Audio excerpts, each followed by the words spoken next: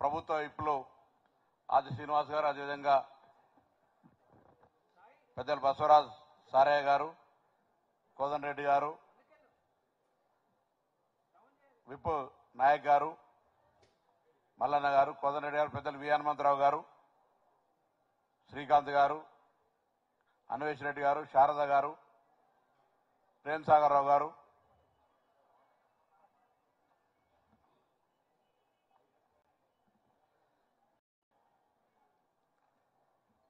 ఇంకా గౌరవ శంకరన్న వీర్లపల్లి శంకరన్న గారు, ఎవరైనా ఎదురుగా అజ్మతుల్లా గారు,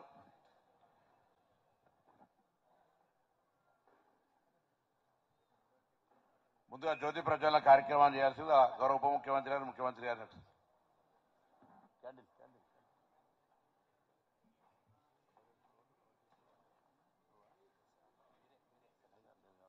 అన్నా శ్రీధర్ బాబు గారు, ఉత్తమ్ కుమార్ రెడ్డి గారు,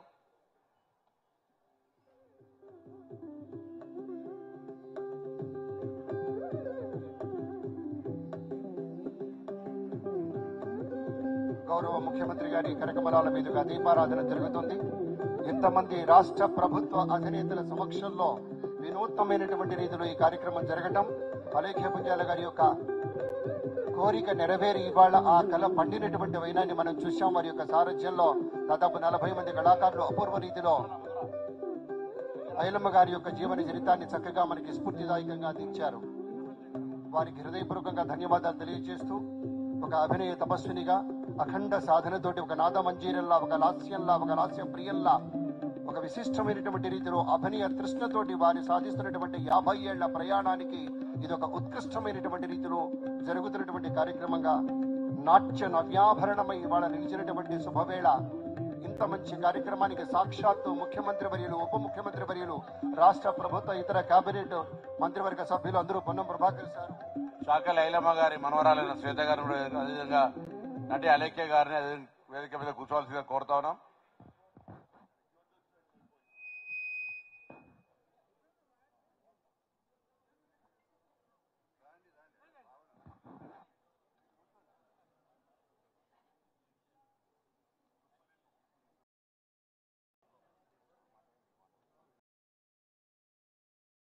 ముందుగా ఈ నాట్య రూపకాన్ని రచించి ప్రదర్శించినటువంటి నటి, మన తెలంగాణ నాటక అకాడమీ చైర్మన్ శ్రీమతి అలేఖ్య వినయ్ గారిని మాట్లాడాల్సిందిగా కోరుతాను.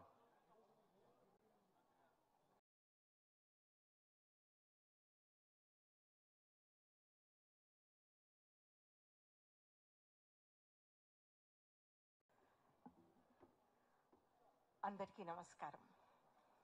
ముందుగా నన్ను తెలంగాణ సంగీత్ నాటక అకాడమీ చైర్పర్సన్గా